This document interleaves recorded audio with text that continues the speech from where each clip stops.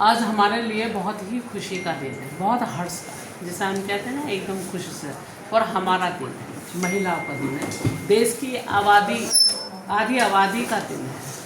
तो दिन तो उसी दिन हमारा जो सपना था पूरा हो गया था जब नारी शक्ति वंदन अधिनियम बिल पास हुआ था। तो 2023 में ये बिल हमारा जो आया, अब विशेष सत्र बुलाया इसमें, तो उसी के तहत आज इस प्रेस कॉन्फ्रेंस में बिमला बाथम जी हैं, बहुत वरिष्ठ हैं, बहुत लंबे समय से कार्य कर रही हैं। बिमला जी भी रहेंगी, सुषमा जी हैं, महिला आयोग में आप रही हैं, उत्तर प्रदेश के उपाध्यक्ष के रूप में आपने काम किया है।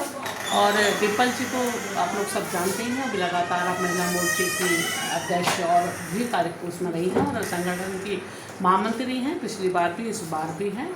और पूनम जी हैं, बहुत वरिष्ठ हैं, बहुत पहले से आप कार्य कर रही हैं भारतीय जनता पार्टी की सेवा में। बाकी हमारी सभी महिलाएं यहाँ पर हैं, सामाजिक संगठन की भी कुछ महिलाएं हैं यहाँ, और पत्रकार महिला भी है हमारे यहाँ, और यहाँ हमारे पत्रकार बंधु हैं। आज जैसे मैंने कहा ना कि बहुत ही हर्ष का हमारा दिन है और महिलाओं का दिन है, हमारी आधी आबादी का ये दिन है।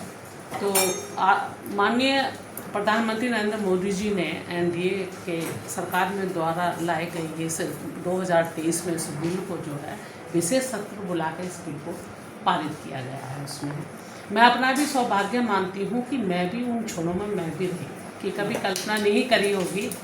मैंने तो नहीं सोचा था जब महिला बिल पास होगा तो मैं वहाँ उपस्थित रहूँगी, लेकिन आदरणीय प्रधानमंत्री जी की और हमारे संगठन के नेतृत्व की कृपा से मैं राज्यसभा में उस समय थी, उस सदन में थी, और उस सदन में मैं थी और मैंने सभी को सुना भी है, और मेरे को मौका मिला है एज ए चेयर पर, सभापति के रूप में वहाँ बैठने का भी मिला है। तो 2023 की हम बात कर रहे हैं, उस समय ये बिल हुआ है। ये बिल कितना महत्वपूर्ण है आने वाले समय में। हम 2047 को विकसित भारत की तर्ज पर हम सब लोग देखना चाहते हैं, लेकिन हम सबको मालूम है कि हमारी जो देश की आधी आबादी है, तब तक उसकी भागीदारी अगर ज़्यादा नहीं होगी तो ये सपना हम पूरा नहीं कर सकते हैं। अगर हमें देश को विकसित बनाना है तो इसके लिए भी हमें कड़े कदम उठाने पड़ेंगे। इसी के तहत ये नारी शक्ति अधिनियम जो बिल लेकर आए हैं कि विधानसभा में भी भागीदारी बने 33% और लोकसभा में भी 33% बने। तो आदरणीय मोदी जी का जो कहना था, जिस समय हमारी सरकार 2014 में बनी थी, तो बेटी बचाओ और बेटी पढ़ाओ और बेटी बढ़ाओ का उन्होंने नारा दिया था। आप देख रहे होंगे उस दिन से आज तक आप किसी भी रूप में आप देख लेंगे, चाहे एनजीओ का हो और यह हमारी जो केंद्र सरकार की योजनाएं हों, उत्तर प्रदेश की हमारी योजनाएं हों, लेकिन बहुत बड़ी भागीदारी बड़ी है। अगर हम कहें कि प्रधानमंत्री आवास योजना है, उसकी भी भागीदारी आप बड़ी है कि 10 करोड़ से भी अधिक जो है क्या नाम है मकान हम लोग जो है अब आने वाले समय में हम दे देंगे। अभी 3-4 करोड़ के करीब हम दे भी चुके हैं इसमें है। और उज्ज्वला योजना है, उज्ज्वला योजना भी काफ़ी लोगों को दिया, सभी बहनों की भागीदारी भी रही। तो ऐसे करके बहुत सारे विषय हैं, महिलाओं की बहुत सारी योजनाएं हैं जो कि आदरणीय प्रधानमंत्री मोदी की केंद्र की सरकार ने ये नीचे तक जो है देने का काम किया है इसमें।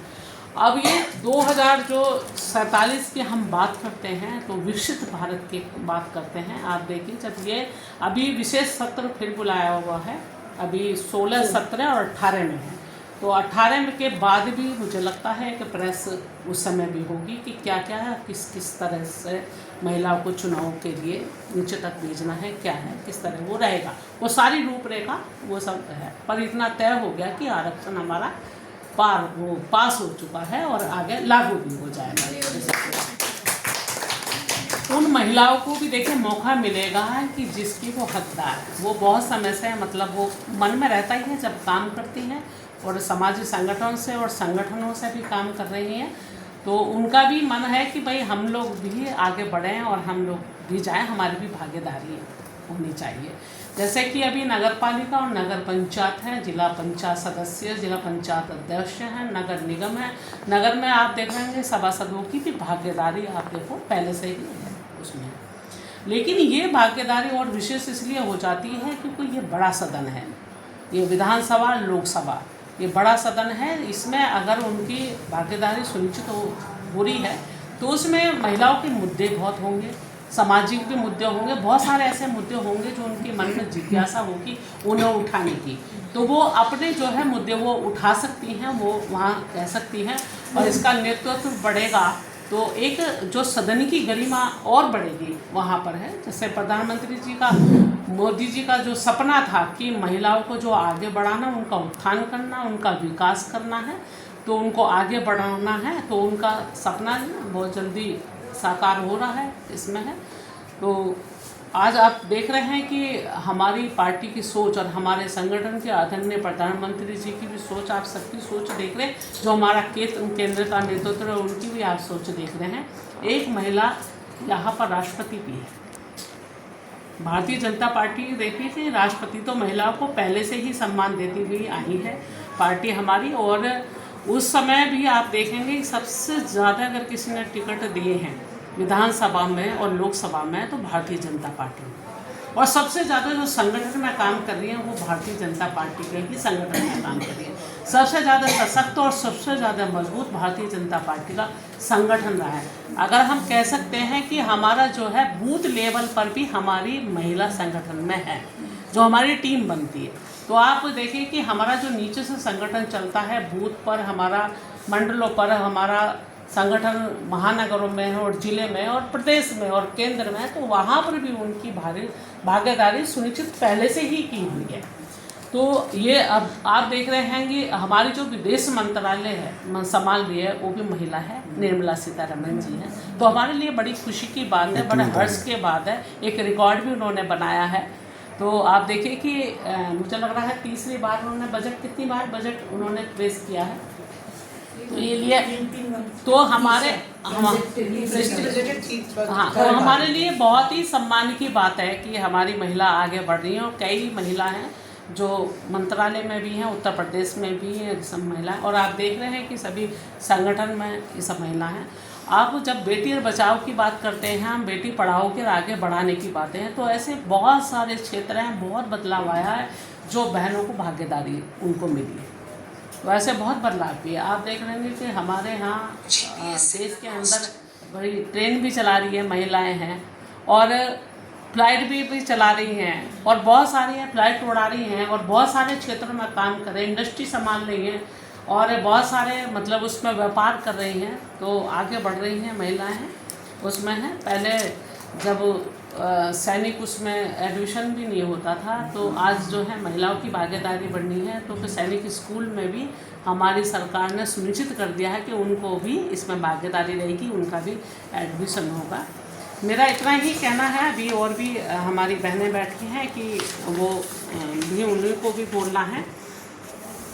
तो पिछले अगर हम बात करते हैं 10 वर्षों की, हम बात करते हैं सशक्तिकरण की हम बात करते हैं, तो 32 करोड़ से अधिक महिलाओं को बैंक खाते खुले हैं, और मुद्रा योजना के लगभग 68% लाभार्थी बने हैं, और 10 करोड़ के महिला स्वयं सहायता समूह में जुड़ी हैं, और प्रधानमंत्री आवास योजना भी जो मैंने अभी जिक्र करा है, तो उनकी भी धीरे धीरे भागीदारी बढ़ रही है। और भी है कि सबके सर पर जो पक्की छत हो, ये हमारे जो है प्रधानमंत्री का, हमारी सरकार का लक्ष्य है इसमें।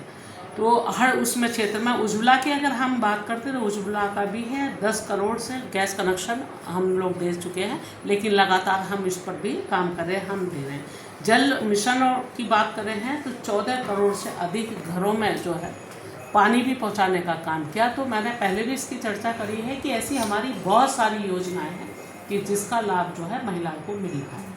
तो बाकी आप बैठिए, हमारे बीच में महिला है, और मैं अपनी तरफ से भी धन्यवाद देती हूँ आदरणीय प्रधानमंत्री जी को कि उन्होंने हमारे लिए सोचा, हमारे लिए बहुत बड़ा कदम उठाया, हमें सम्मान दिलाया, हम सब महिला को देश की आबादी के लिए। तो बहुत बहुत मैं धन्यवाद भी उनका करती हूँ। अभी एक सपना आपकी पार्टी का अधूरा है। क्या जी? 1980 में बीजेपी बनी और तब से अब तक कोई महिला राष्ट्रीय अध्यक्ष नहीं बनी बीजेपी की। आने वाले समय में ज़रूर बनेगी, आपका सपना ज़रूर पूरा होगा। हमारी पार्टी बड़ी सी अच्छी लगती है, तो ये ज़रूर होगा। हाँ, तो हाँ, ये ज़रूर सपना पूरा है। तो हमारे बीच में तो पहले बिमला जी को बुलवा हाँ। बिमला जी हैं, है मेरे बिमला पास जी शायद उन्हें इसको- पूर्व विधायक हैं, तो हाँ, वो ये अपनी वन। देखिए ये हम सभी महिलाओं के लिए बहुत गर्व का